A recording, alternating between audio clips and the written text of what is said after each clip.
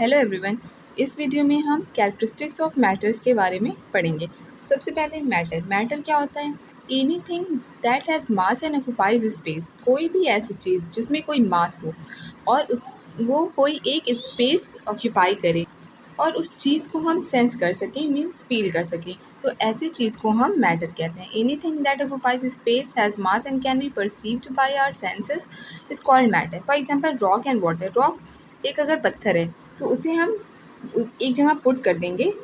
For example ये pen, इस pen को हम यहाँ पुट कर देंगे तो ये एक स्पेस कवर कर लेगी ये पेन, और इसका कुछ मास है, कुछ वेट है। तो ऐसी चीज़ें जिसके पास मास हो और वो एक स्पेस ऑक्यूपाई करे तो उसे हम मैटर कहते हैं।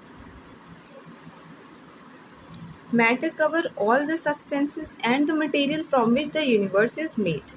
तो मैटर में सारी चीज़ें आती हैं, सब्सटेंस भी आते हैं, मटेरियल्स भी आते हैं, जिससे पूरा यूनिवर्स बना हुआ है। तो अब सब्सटेंस क्या होता है? सब्सटेंस एक काइंड का मैटर है, एक तरह का मैटर है। मैटर क्यों? क्योंकि मैटर जो है सब्सटेंस से मिलकर बनता है। तो a substance is a kind of matter that can not be separated into other kind of matter in any by any physical process.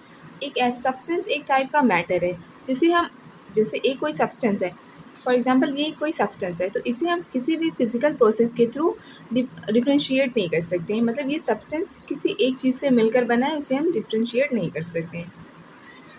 For example sugar dissolved in water can be separated from water by simply evaporating the water।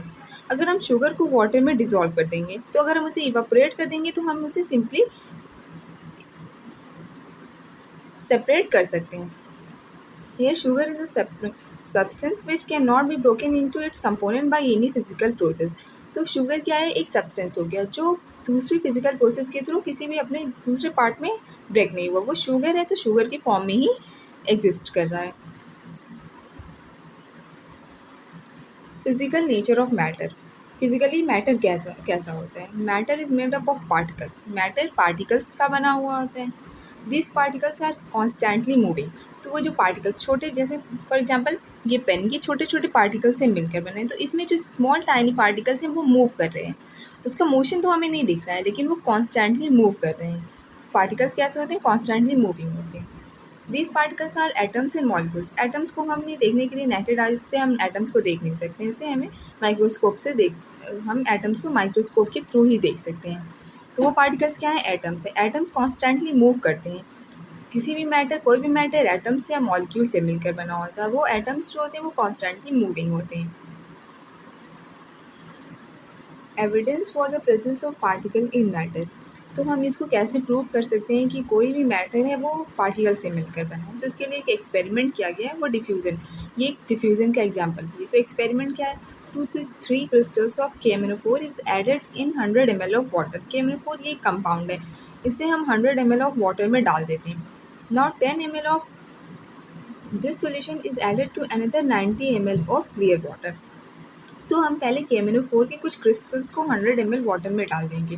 फिर अब उसमें से 10 ml हम solution लेंगे। जो हमने ये compound को मिला दिया है, दोनों जब दो कंपाउंड मिल जाते हैं तो उसे हम सोल्यूशन बोलते हैं।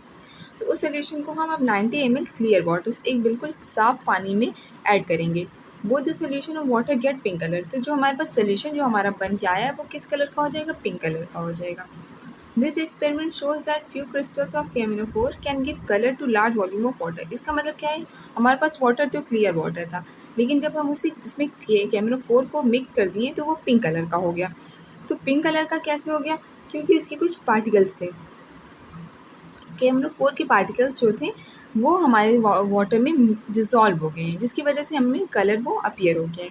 This shows that KMnO4 is made up of millions of tiny particles. तो इस तरह हम ये भी बता सकते हैं कि जो KMnO4 है वो भी बहुत सारे टाइनी पार्टिकल्स से मिलकर बने हैं। Thank you so much and please like, share and subscribe to my channel.